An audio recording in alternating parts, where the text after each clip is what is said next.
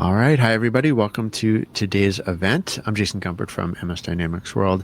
Really pleased to be able to host this session, The Marketer's Guide to Meaningful Measurement. We have a great group of presenters with us from Coffee and Done. I'll let them all introduce themselves, but just a couple of notes as we get started. First, we do welcome your questions. Please look for the questions block in the webcast interface. You can enter questions at any point, and our team will get back to you after the session ends, the Coffee and Done team, that is. And we're also recording today's event, so if you miss any part of it, we will be sharing it on demand very soon. With that, I think we're ready to begin, and I'm going to hand things over to Susana Ramos to take us forward. Awesome. Thank you, Jason. Hi, everyone. Susana Ramos. For those it's the first time that you're tuning in for Coffee and Done. My name is Susana Ramos. I lead our managed marketing services at Coffee and Done. Now, that's my day job, but I have been a marketer for almost 2 decades. The last 10 or so years has been spent specifically around marketing operations and marketing measurement. So I'm excited to talk to 2 awesome experts here today. Let them introduce themselves. I'll start with Tim Manders. Hey, everybody. My name is Tim Manders. At Coffee and Done here, I am the senior data analyst. I've been working with data and reporting for 20 plus years in different capacities with different companies, and have learned a thing or two, and I'm excited to share those things with you. Let me pass it over to Thomas. Hello, everybody. It's great to be back with MSDW again. My name is Thomas Manders. I'm the founder and managing director at Coffee and Done. Quick background around Coffee and Done. If you're not familiar, we've been in the Microsoft channel 12 years. Really, our focus is helping clients across industries drive growth, whether it's revenue growth, membership growth, enrollment, subscription growth. Generally, how do we help companies improve the way they go to market by aligning marketing, sales, and service? All that collectively is a revenue generation engine. And really, our success lies not just in the application of technology, data, AI, but also aligning, strategy, operations, and human resources to deliver a holistic program that ensures that the client's adoption of technology delivers measurable business outcomes. And so that's a little bit about what we'll talk about today is what are measurable business outcomes and why does that matter? Yes, and why is it way more important to focus on those outcomes? But I don't want to get ahead. But as Thomas mentioned, we're going to talk about meaningful marketing measurement. And so maybe that's a really good segue to our very first question. And Thomas, I'll pitch this one to you. How would you define meaningful marketing measurement? And what really makes that different from more traditional reporting? Yeah, it's a great question. And I think it's foundational to the discussion today is really there's, in my view, kind of 3 key elements. One is that the measurement is appropriate to the resource that it applies to. So we'll talk today a little bit about measures at an individual contributor level, at a departmental level, and even at an enterprise level. Second, the measures really need to be actionable. It's one thing to measure just for measurement's sake, but if you can't actually use the measurement to take an action or adjust an action or adjust something that you're doing, it may not be as useful as you think. And then third really is sort of understanding how those measures align to the overall goals of the enterprise. So as I alluded to, Coffee and Done focuses on helping companies optimize their growth. And so the key here is look at measures that are going to help you, in your individual role or as a department leader or even as the CEO, drive growth for the enterprise. When it comes to marketing measurement, Thomas, what do you see as maybe the biggest misconception when it comes to measurement or kind of analytics in general when it comes to marketing performance? Yeah, I think, one of the, I don't know if it's so much a misconception or just a challenge is, clients struggle to have the raw data they need to do measurement, right? If you don't have data, you can't really measure anything. And so, the reality is with today's technology, the way it exists, there's really no reason not to have lots of data points, whether they're, client input or customer input, whether they're user input or whether they're captured automatically. The key there is to have good data that you can actually use to do the measures. The second thing, and maybe misperception, is that it's difficult. And it's really not if you set up your organization properly. So do you have the right structures in place to capture the data? Do you have the right mindset and understanding of the business needs and goals to actually put measurement frameworks in place? And so, what we'll talk about today as we go through is just ways to start, making progress. Even if you're not doing any measurement today, how can you get started to move forward? So well, as Thomas mentioned, definitely want to talk about how to kind of build that framework if you're starting from scratch. Also, how to optimize what you already have. I mean, that's a part of a maturity progression when it comes to building and delivering that connected experience. But before we get to that, I want to talk a little bit about what some of that looks like today. And I'll start maybe with the evolution of marketing performance and how that's been measured. If we think about kind of pre-digital, way back, we focused on things like reach. And so like, what's the number of impressions? What does your circulation look like? What's the event attendance? And all of that is really hard to kind of link directly to revenue, right? And I don't think that's totally changed as you started to get into digital, but it started to become a little easier, right? We start thinking about maybe basic digital measurement and metrics. And so we start thinking of things like email opens and clicks and what we often hear termed as kind of vanity metrics, right? But those are siloed and they're pretty channel focused, right? And so it makes it hard to do that, which I think was kind of prime for us to start introducing tools like CRMs and marketing automation platforms that help us start connecting some of those dots, right? Start fostering some alignment with your sales team, being able to kind of create that link from marketing, marketing activities to sales performance and some of that conversion. And again, I use the term alignment. That's obviously very, very important here. But I think we started seeing some of the technology kind of fostering some of that and creating a little bit of an easier path. But I still think that attribution still kind of creates a challenge. And I think that's kind of brings us to where we are today, Thomas. And this is probably a good segue into my next question for you.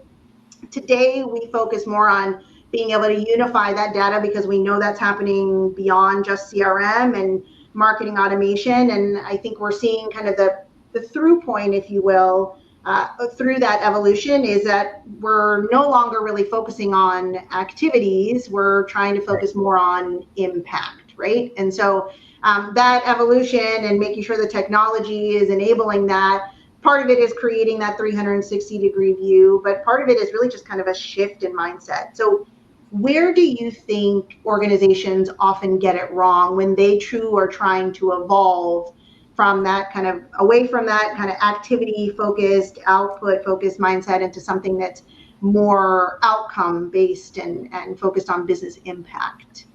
Yeah, I think you kind of nailed it on your description there. At the highest and simplest level is measurement, period, right? You can't really operate any business on gut feel anymore. You can have metrics that support gut feel, but fundamentally, you got to be able to measure business to drive results. So I think first and foremost is, let's make a commitment to actually doing measurement. The second thing is you alluded to a lot of scenarios where the measure is more volume or, it's how many sales calls or how many support calls per hour or email opens or whatever. That's great, but only to the extent that it supports the objective of that particular person, that department, or the enterprise at large. So aligning those metrics against the actual functional goals. And so, what the outcome should be is by having a certain number of calls that leads to a certain level of success. And so really measuring the success or the outcome is what's most important. And then maybe the other thing that's often overlooked is just sort of the frequency and how the metrics are used. Taking a full quarter or a year to measure the performance of a business is not effective. You got to have metrics that you can look at, in some cases daily, weekly, monthly, certainly, to look at adjustments that need to be made in the business and the way it's performing or the roles, how they're performing. So the key is having a cadence that's appropriate to make adjustments in the business to drive performance. And so it makes it kind of impossible to measure based off of gut feel or assumptions, or you really do have to have some of that concrete data. So what's the risk when we think about organizations who are still kind of continuing to rely on that gut feel, right? They're not necessarily either consolidating the data, connecting it in a way that, helps them determine next best action. What's the risk there? Yeah, I think, what we see and what we live, live in our own lives here is that if you're not doing it, it's a good chance your competitors are. So, there's too much data available now. The technology is good enough that you can get really feedback on any part of the organization's performance, any particular role. And so I think the key is, first and foremost, is setting a plan and saying, okay, we've got to start measuring what we're doing. The key there too is to really incorporate the view of the customer. Are you targeting the right customers? Are you meeting the customers at the right time, where they are in the journey?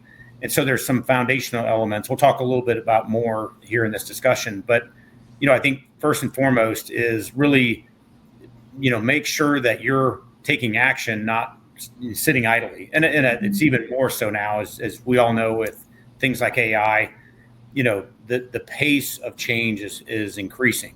And so you can't sit still, basically. Yeah.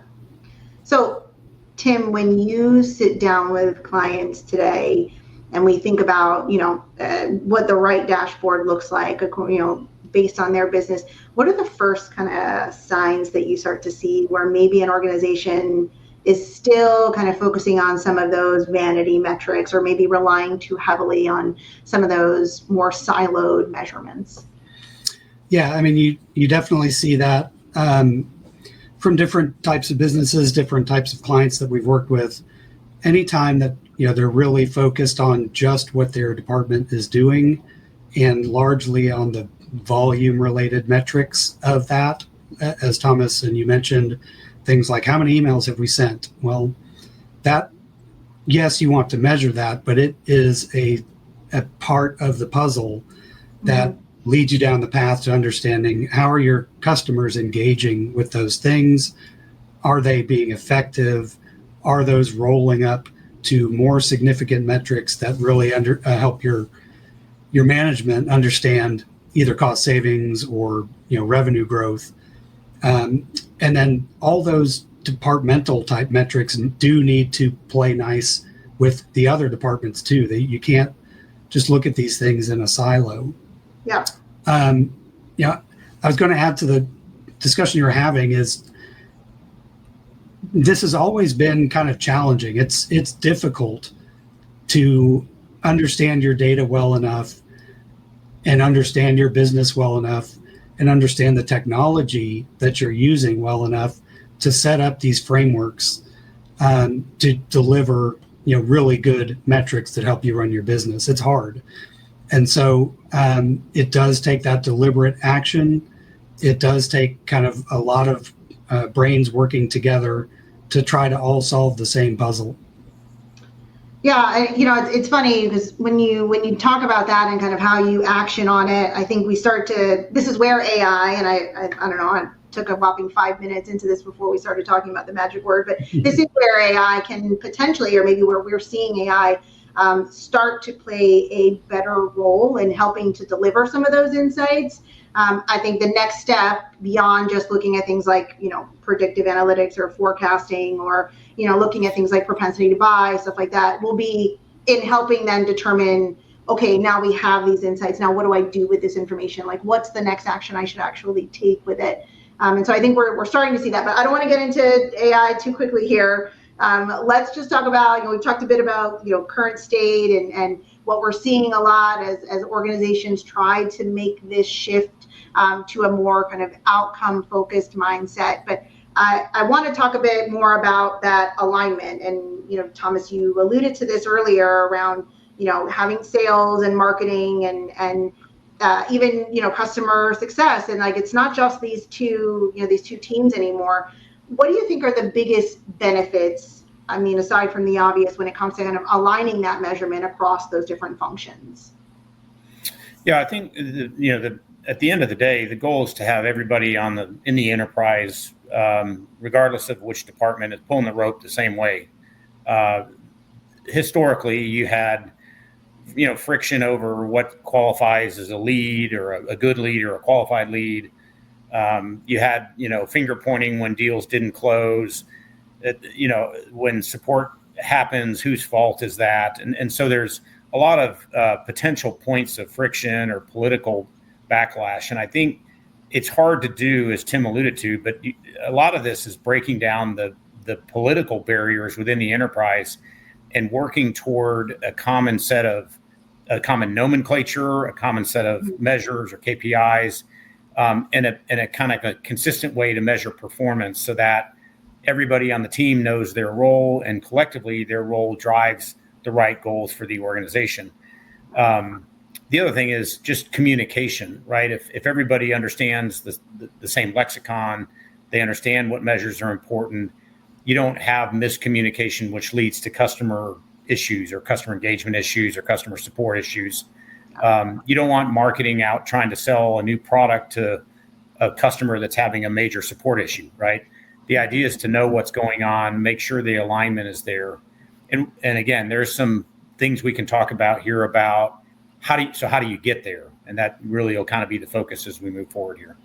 Yeah, and we've mentioned this story before, but it's a pretty common one. It's not really isolated to one client, but I remember we had a client, we were in the middle of an assessment, and one of the first things we heard from their sales leader was, I just need more qualified leads. Just give me more qualified leads. And our question was, okay, if that's the measure that we should really be focusing on, how do you define a qualified lead? Yeah. And that was a harder question to answer. And right, so you start to see that lack of alignment pretty early on. And so I think you're spot on when you talk about the need for having that kind of standard nomenclature, really clear on what some of those qualification criteria and some of that looks like, so that you are on the same page when it comes to how you measure success. When we talk about leadership teams and again trying to make this shift, what do you think, Thomas, maybe leadership teams often overlook when they're trying to aim for this more kind of data-driven decision-making approach so that they can focus on some of those business outcomes? What do you think they often overlook? Well, I think, let's take marketing, for example, and you alluded to this, Susanna, a little bit. Marketing historically is sort of this odd part of the organization that was these, creative geniuses or whatever that, weren't really measurable, right? It was all about creativity and cool ads and things like that. And that's decades ago. But even now, I think there's still maybe a lack of understanding of what marketing is, what are the different aspects of it. And so I think you have the opportunity now with, again, the technologies that are out there, whether it's the marketing automation platforms, social media capture, website data, all that can help start to provide that context for measurement of what is good, what are the targets that we have, and in my view, you really can't not measure things and expect to see any change, right? The whole idea here is to establish some goals and then continue to increase or improve the goals as the business has success. And so, without getting ahead of ourselves, the first thing here is to kind of commit that you can, in fact, measure things like marketing. Certainly sales has been maybe more measured than marketing in the past with sales quotas and sales leads and sales quantities and things like that. But I think, now more than ever, the tools are there to measure really every aspect of the organization. So I know we've talked a lot about kind of functions and roles and a bit about frequency. Why is all of that necessary? Why is it not an either or? Yeah, it's a great question. I think this is maybe what sometimes gets missed. In our view, there's really kind of three dimensions to how you think about measurement. One is functional. So, the measures in marketing are different than sales, but they need to be aligned. And those are different than support, and they need to be aligned. So the idea is the functional measurements need to all be aligned. The second is roles. I can only control, if I'm a marketing user or a salesperson, I can only control a certain subset of the business, right? My leads, my sales opportunities, control my quota. But my boss, who's the sales manager, has oversight over a team of salespeople. So they need to be able to measure across the total pipeline, look at how the aggregate department is doing. And then really the third part is the time dimension. So, again, you might do an annual plan, but you don't measure it once a year. You set out an annual plan, but you measure it quarterly or monthly or even weekly or daily, depending on what level within that plan you're looking at. So there's really, those three dimensions of functions, roles, and timelines that drive what's important and what should be in your measurement framework. So when we are thinking about, let's think about maybe role-based metrics, or maybe what we, what a typical salesperson or a marketing manager may be thinking about. I think sometimes we often find that a marketer isn't always thinking about things like opportunity velocity. Like, is there an opportunity to actually accelerate that sales cycle? What does that win rate look like? What does upsell revenue look like? In part because there's also this kind of traditional handoff approach. And I know we've talked a lot about this, on the blog and in other webinars, but that really doesn't exist anymore. And that just makes it that much more important when you're thinking about those measures as a marketer, that you don't necessarily just tie it to what seems or is perceived as a sales measurement or a marketing measurement. These are really one and the same, because the marketer especially plays a role throughout the entire life cycle. Yeah, absolutely. Further, quite frankly, that ability is enabled through a platform like Dynamics, where you have a shared database, a shared set of entities, a shared set of, user forms and things that are familiar to everyone. So it's very easy to, whether you're in marketing or sales or service, to understand what the other departments are doing, how they're looking at accounts or contacts, how they're actually able to measure their part of that business flow. And so we're big advocates of the platform. Certainly there's other tools that come into play, but fundamentally being able to have a common user interface and a common set of data makes life a lot easier from a measurement standpoint.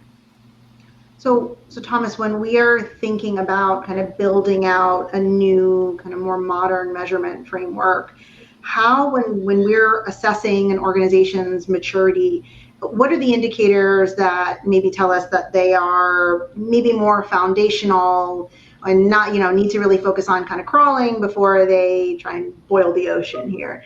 What do some of those indicators look like? Yeah, we actually, we try to even go beyond sort of guessing. We've developed a 5-stage maturity framework that we use at Coffee and Done. And it really works from, crawl through, walk through, run, and sprinting and beyond, right? It's, setting a foundational level at the very bottom of the maturity curve, all the way up to sort of a fully AI-driven autonomous level of maturity. And so what we try to do is, through a diagnostic, ask each of our clients, are you able to do certain things? How do you look at the business? How do you measure the business? And so, you can identify the examples that you're talking about, Susanna, where it's, they're looking at volumetrics, email opens or clicks or leads or volume of opportunities. How many SQLs or how many meetings did I have with a prospect? Those volume elements tell you that a couple things. One, they're maybe not very mature in terms of aligning across functions, but two is they're not really focused on outcomes. And so that's going to keep you potentially, start you at least on the lower end of that maturity curve. Mm-hmm. What we want to do is bring together those departments, again, with a common set of metrics, a common understanding of the buyer's journey, so that they can start to align themselves and look at how their individual activities and activity metrics align with outcomes or outcome metrics. And so we use that 5-stage maturity model as a way to help our clients sort of graduate from level to level as they get more aligned and more sophisticated.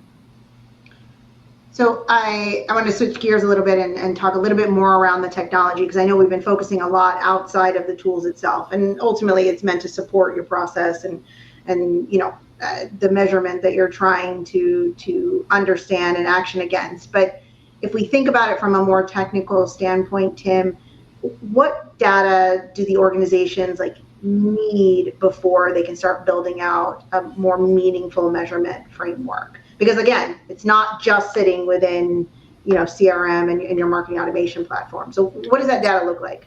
Right. Well, it could be any number of things. Definitely, it's the data that is in your CRM.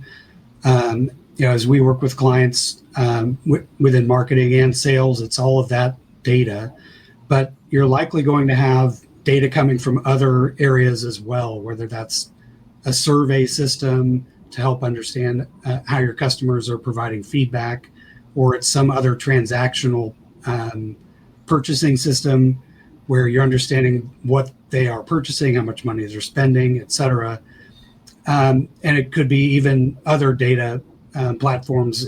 If you have any sort of customer data platform that gives you even more information about your customers and maybe the accounts that they work for, the companies that they work for, learning more about your customers and all of the activity that is happening with them outside of just your basic marketing and sales data is always going to be more beneficial to you to bring that together and get a broader picture of, number one, how each individual is performing, if you will, and what are it gets you towards the common factors that allow you to do predictions.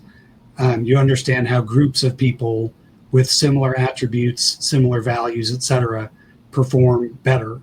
And that allows you to do better marketing targeting, for example, provide better offers to the right people, be more timely, all those types of things. Yeah. So part of it, and I think you started to touch on this a bit, so maybe Thomas, I'll ask you a follow-up here. Part of this is around identifying what those data sources are, because they live in so many places, right? Tim, you touched on some of them: surveys, POSs, loyalty systems, the website. There's so many, right? Part of it is all then, kind of consolidating that data and unifying that data. Thomas, what do you find when we're talking to clients is maybe the biggest challenge that teams face when it comes to that second step? So trying to maybe unify that and create that unified profile so that it has the data across all of the channels and systems without it feeling overwhelming, to a marketer or anyone else who's making up the go-to-market team. Yeah, this is not on the one hand, it's not easy, but it shouldn't be overwhelming either, right? There's a way to get started. But, I think foundationally, you need to understand the business objectives.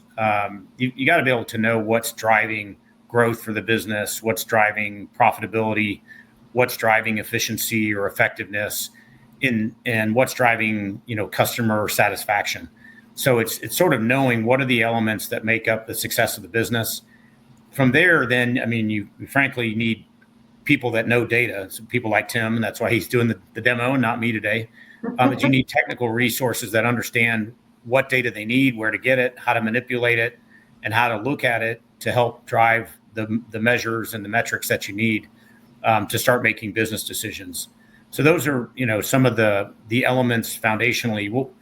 We have some components of sort of the strategic side of the business that we focus on, and I can share that in a minute. But I think really that business understanding is what's critical, so you know what to measure and why you're measuring certain things.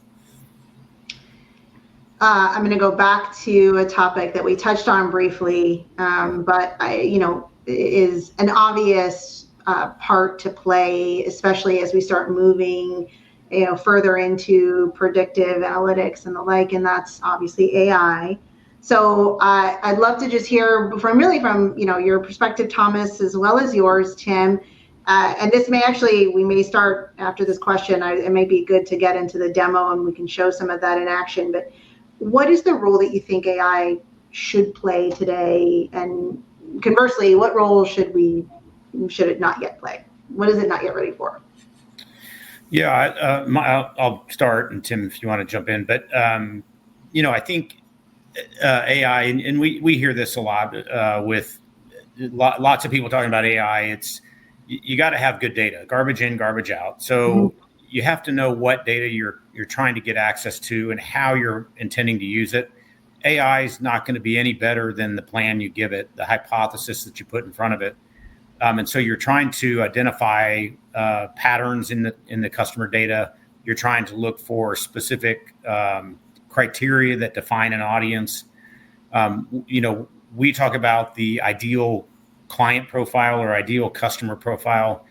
You have to have some concept of what that is for your organization. Absolutely. To then turn around and have AI help you identify when certain prospects meet that criteria. That becomes a qualified lead. And so, I think it's important to think about AI where it can actually help you from a speed or scale or repeatability standpoint. I think it's not all things to all people, certainly not yet. I do think, we've been able to use it internally at Coffee and Done to expedite a lot of our note-taking, a lot of our deliverable development, a lot of our presentation development, and so forth. I think from a client standpoint, we're seeing the opportunities to use it for intent modeling or for customer research, account research, things like that. So there's definitely a role for it to play. There's also some capabilities that I know Microsoft is developing that help provide tools to interrogate the data that's in your CRM or in your marketing automation. Yeah, I would second that. And I would add on that there's some really interesting things that you can do as it relates to reporting today. And obviously that's going to increase in the future. Things that we know that can do is help resolve potentially some of the technical questions that you have as you're bringing together data. If you want to understand how data from this system can be integrated with data from that system, or how to import, integrate, what have you, AI can really help with that. It's seen so many scenarios. It can provide you some good places, even building blocks to start any sort of integration like that. It's also great. Different types of tools do different things. Within the reporting tools themselves or within Dynamics, as Thomas mentioned, the ability to do some interrogation and analysis of the data is great. You kind of have to think through what you want to ask for, and you have to have the data behind it to support it. But you can get some pretty good information. What I have found is what I think the good use case for me currently is using that type of interrogation of the data, if you will, to help validate what the reports are telling me. Because obviously a lot of these reports are, they're set up frameworks. You're feeding data in, but it's calculating these metrics, these percentages, basic data, right? It's doing that. But if you have an outside case or you want to ask a question that is separate from your report, that's where having a tool that you can kind of interrogate that data to give you either a different answer that helps validate what you're seeing in the report, or just allows you to brainstorm on new ideas of things maybe to add to the report going forward.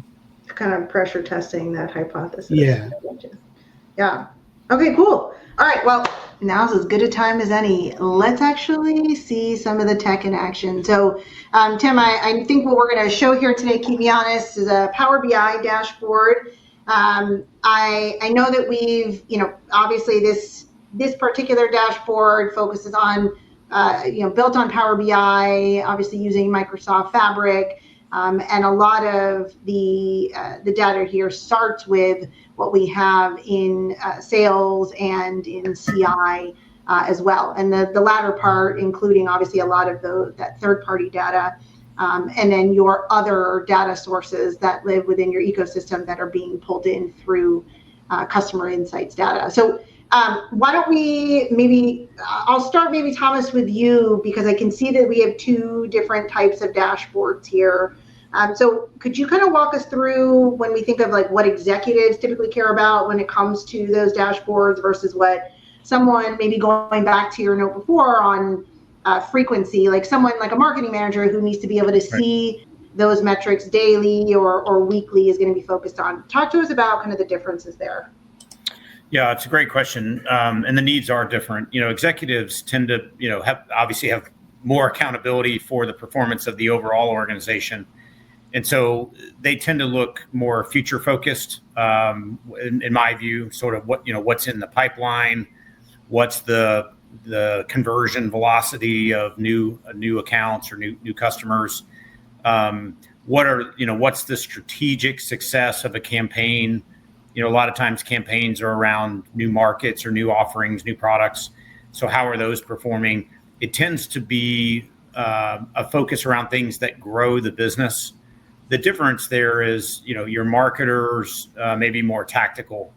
Again, they have more ownership and control of individual campaigns or emails, trying to generate specific leads from specific audiences. So they're more tactical focused, maybe more day-to-day even, relative to the executives who might look at things more monthly or even quarterly. How do you kind of decide which metrics roll up to more enterprise level outcomes and then which ones kind of stay at that activity level? Yeah, it's a good question. And this is really, I think, the beauty of putting together a robust value measurement system. It's aligning those measures top to bottom, end to end, right? It's marketing, sales, and service alignment, but it's also individual contributor through department leader through enterprise, and making sure that they all connect around the same set of objectives. It's, again, it has to align with the role. Again, a marketer might have a much more narrow focus, a narrow lens on their span of control, versus a department leader or an executive who has broad span of authority and broad span of accountability. So they have to see a roll up of all the sales opportunities or all the marketing campaigns and what the effect of those are. So it's really just ensuring that, the set of metrics is appropriate for the right level, but also that they connect to one another so that, again, they're all pulling the rope the same way. Mm-hmm. Yeah. Just a note as we go through these dashboards, I just wanted to mention, these are sample dashboards. This is not real data per se. The idea here is to show, what Power BI can do, as well as different types of measures and metrics that are important for different levels of the organization, as well as different functional departments, et cetera. So we're going to try to touch on a lot of different things in these different dashboard views, but don't try to tie all the numbers together. You'll go crazy. One thing I wanted to note here, just since we were in close proximity to the AI question, this is a very simple example of one of Power BI's capabilities for AI, which is the ability to create this kind of auto-generated summary of all the data that you put onto a particular report page. And this is dynamic, right? So it's telling me for Q3, for example, we have $431,000 the Northeast. If I switch that to Q2, it automatically updates with whatever the different values are and kind of reevaluates that AI generated summary. I feel like I need to ask like an obvious question here, but like how far can teams like realistically rely on that, these types of AI features today, and where do you think that they still need some level of kind of human judgment? Well, I think, again, it is all based on the quality of the data that you have and your understanding of what data you're bubbling up in this report. You also have to, it's smart to validate the data, validate what this is telling you. what I've found is, for relatively simple requests, it's pretty good. It's pretty valid for the people that want to be able to read something rather than try to interpret it based on a bunch of KPI cards, if you will. But it is, it's editable and it's dynamic. So it's good. And this is only one capability. There's plenty of other capabilities that you can get in the server product or elsewhere in the Dynamics ecosystem. And I know what we're looking at here is the executive dashboard, but we've obviously talked about the delineation between what we know leadership wants to be able to see, and then when you're starting to get a little bit more granular, or you're focused on trying to understand performance across channels, or even just related to a given campaign. Thomas, I'll let you talk a little bit more about that. Like I said, I know we've talked a little bit about what we know leadership needs to see, but talk a bit more about what we start to see at the activity level. Yeah, I think, and Tim will show a few examples here, but it is, I would say just relatively, right, more tactical. It's this, obviously, what you're looking at here is a sales dashboard. So these KPIs are within the, largely within the domain or the span of control of salespeople. Yet they still need to align with what marketing is doing, or maybe what service is doing on the other end. And so, I think in some ways, each organization is different, but there's a lot of common types of measures, and there's some that I view as indicators of the efficiency and effectiveness of the organization. So things like, customer acquisition cost. What does that actually mean? Well, there's a lot of activity that goes into turning a prospect into a new customer, whether it's marketing cost, a series of campaigns, it's the sales time spent by sales reps or business development reps, if there's travel or expense around that, all those things could roll up into the cost that goes into securing that new customer. There's other things like conversion yield. So if I'm saying a lead is qualified, but my conversion yield is low, that tells me that maybe my definition of a qualified lead isn't very good, because they're not converting at a high enough level. The other thing that's important maybe for a sales leader is conversion velocity, right? Speed to revenue. So the better my leads are and the more effective my process is, the faster they'll close. So the velocity is better. So again, there's different types of measures that might be more or less relevant to different types of organizations. But I think those are some that maybe might be useful in various organizations. Yeah, and Tim, I see that slicer there for campaigns on the sales dashboard, not necessarily something that we know that a lot of folks kind of think of off the top, but this just goes back to that need for kind of cross-functional alignment when we're talking about how marketing's efforts are shaping sales performance.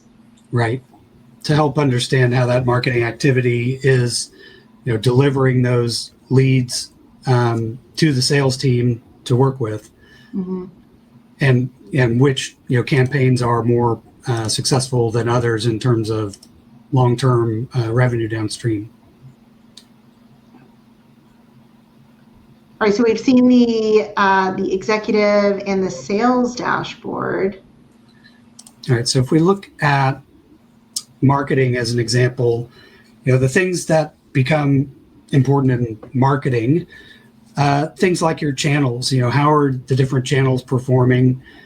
Again, this is an example just to show how channels perform over time in terms of the number of leads delivered, as an example.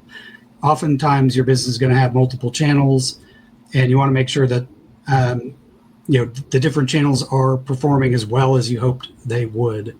The ability to see any of these individual metrics by channel is helpful.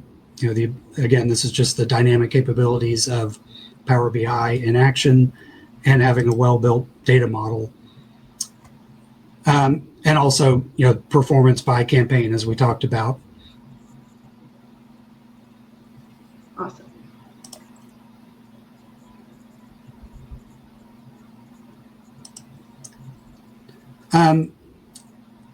This is, again, example of something that marketing management or the marketing team might have as a dashboard, or even, the marketing department. But the marketing teams, the actual marketers themselves may be more into lower level metrics for their individual campaigns. How are certain campaigns or emails performing, as an example? And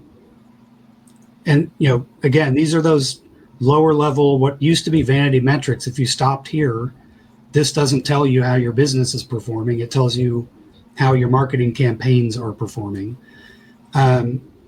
So these are very important metrics, obviously, to the people that manage these campaigns. And a lot of them are important enough to roll up to the department level and then to the enterprise level, for inclusion on that executive dashboard, for example. Mm-hmm. And being able to track these all the way through the sales cycle is another key, as we've talked about.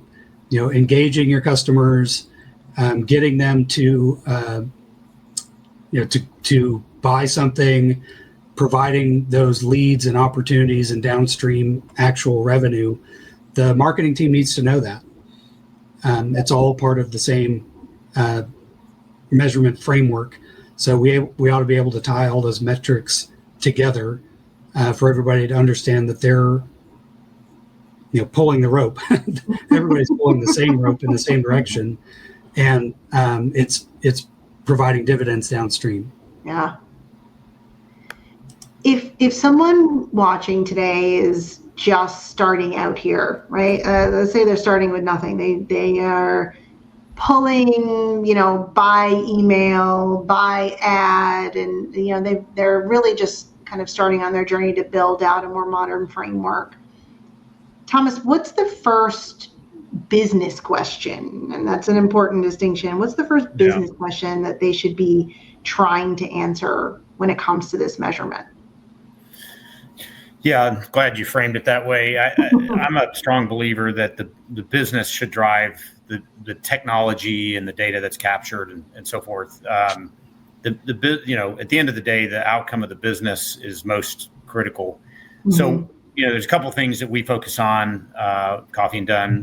One is, and we've mentioned, I think, both of these a little bit, the ICP, or ideal customer profile. That is, in each company defines it a little bit different, but it's, essentially the best customers that you have. Those that are could be most profitable, fastest growing, easiest to serve. There may be different criteria that work for any particular company, but defining what that is and how do you find more of them, that's the key for establishing a base for the marketing activities you do, for the clients or prospects that sales focuses on, and so forth. The second thing is the buyer journey. A buyer journey is really just understanding the steps that a brand new, uninformed prospect would go through to ultimately buy your product or service. Mm-hmm. I think what we're learning, and companies are learning it writ large, is that the buying journey has become more complicated, many more steps, and frankly, many more people involved. Certainly in a B2B mm-hmm. setting, maybe not so much, obviously, in a B2C, but in a B2B setting, you might have more people involved in the buying journey. And so what are those different touch points? What are the different areas where information is exchanged between your enterprise and the buyer? Mm-hmm. And so by getting those two foundational elements in place, then you can start to establish what metrics need to be put in place at each step of that buying journey, and what steps you're going to use to essentially qualify prospects as ICP clients or not. And so that's kind of how we think about the business side of it. Yeah, absolutely. Tim, thanks for walking us through that dashboard. I know we're running against a little bit of time here. I've got one final question for both of you. And then we'll show you some resources here when you're ready to get started building out your framework. But obviously, we're going into the new year, new marketer. If each of you had one piece of advice that you could give marketers when it comes to marketing measurement going into the new year, what would it be? Tim, I'll start with you, actually. Oh, put me on the spot. I would say definitely if you're so focused on your business and how you've been doing it, definitely bring your head up and look around at other examples of businesses, other examples of dashboards. The field moves a lot. There are people doing really great things. And so if you're not kind of keeping a finger on the pulse of what other people are doing as it relates to measuring the performance of whatever department you're in, you should be doing that. Find something new to reinvigorate your measurement framework. Cool. Thomas. Yeah, I would kind of echo the, raise your head. It as I just mentioned, think big, right? Get your business model defined, but then start small, right? Start with a handful of metrics in each area that you can assure yourself are tied to that broader objective, the broader business growth goals or whatever it might be. And then get ready for continuous improvement, right? This is not there's no finish line, unfortunately. Yeah. You can constantly improve, tighten the measures, get rid of the measures that aren't working for you, raise the bar on what the actual metric is, what the goal is. But essentially, don't just start start small, but think big, or make sure that the small fits into the bigger picture. I think that's the key. Awesome. All right. Well, look, I thank you both. Before we jump, I want to make sure that we show you some resources. If you are ready to get started on building out your value measurement framework, we've got a few resources for you. First, QR code. It's a white paper. It will connect you to all things related to marketing impact as it relates to revenue growth. So we talk about the importance of your ICP, the actual metrics that matter and why, the type of technology you want to consider when you're trying to get those metrics pulled together, consolidated, unified, and then actioned on. So there's a lot of really good stuff in that white paper. Definitely check it out.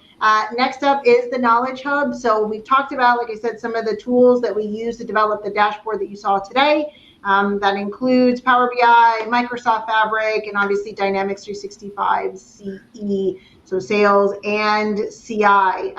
Lots of really good insight on how to make sure that you're getting the most out of those tools, including when you are building out your first dashboard. So definitely check out the Knowledge Hub. Lots of really good stuff as part of that subscription. And then finally, if you have questions beyond what you think of today, reach out to us. We would be more than happy to sit down with you and talk a little bit more about your needs as it relates to how you could build out this framework, or really what else you should be thinking about when it comes to ensuring that you're articulating the value of the good work that you're doing as part of your greater GTM efforts. So thank you again for joining us. Thank you, Thomas and Tim, and we will see you soon. Thank you. All right. Well, thanks to all three of you. Great job. And we are going to end things there. Thanks again to everyone in the audience, and have a great day. Awesome. Thank you.